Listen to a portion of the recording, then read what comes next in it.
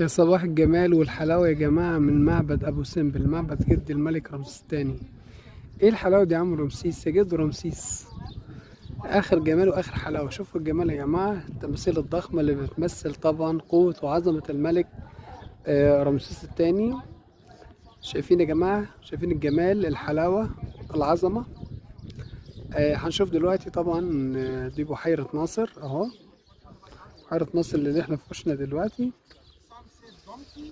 بحيرة ناصر من البحيرات اللي هي من البحيرات اللي طبعا اللي هي يعني بنت او يعني بصراحة الانسان عندما طبعا مصر قررت تنفذ تبني بناء السد العالي. طبعا هنا ده المعبد الصغير، ده معبد طبعا الملكة نفرتاري الملك زوجة الملك رمسيس الثاني اهو.